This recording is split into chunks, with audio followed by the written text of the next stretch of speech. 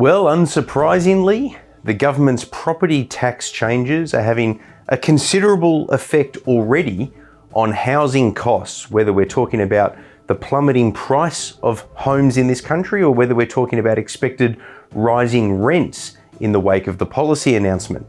The National Australia Bank has come out and said that in Sydney and Melbourne in particular, it's expecting, because of the changes that Labor has made, that rental prices will increase as much as 25 or 30%.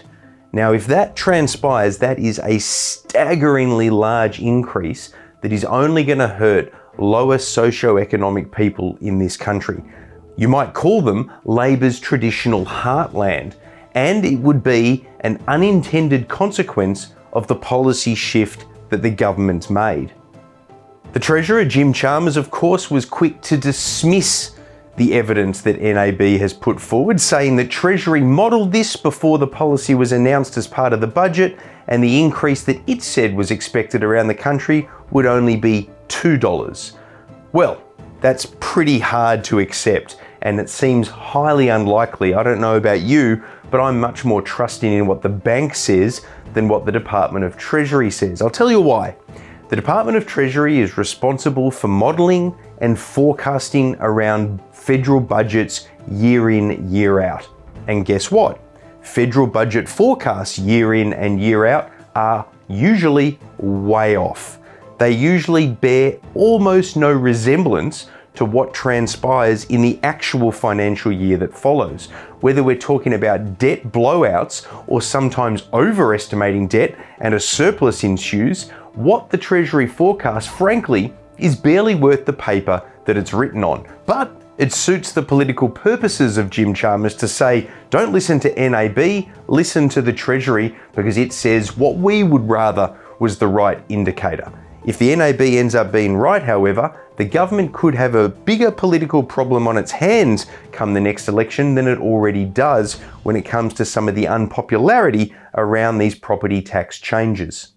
We already know from the data being released that home loan applications have plummeted according to what all the big banks are telling us. That's because people aren't wanting to get into the home market at the moment immediately after these policy changes, just in case it keeps falling. Why would you buy into a falling market? It's like trying to catch a falling knife. It's dangerous and it's not the good thing to do. This, of course, tells us something about the government's efforts to try to get first homeowners into the market, including reducing deposit rules and so forth. Thousands of new homeowners have done that, only to now see falling property prices. They may well have negative equity in their homes, and that's got to be a scary prospect for any new home buyer.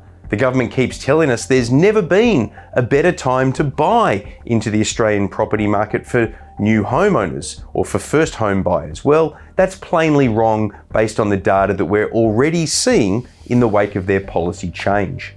Now, we need to be clear about this.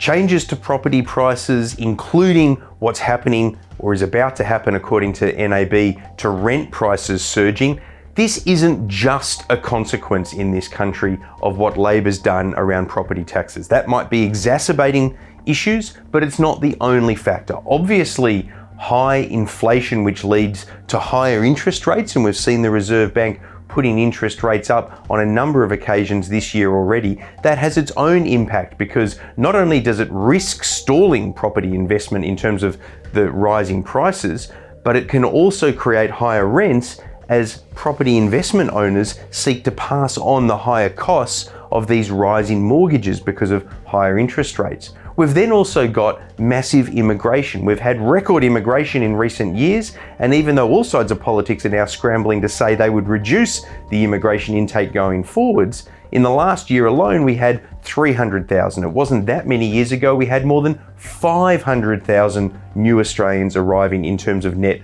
migration. This extra burden on the property market has an impact. It has to. So there are all these other issues in the mix. It's not just Labor's changes to property taxes.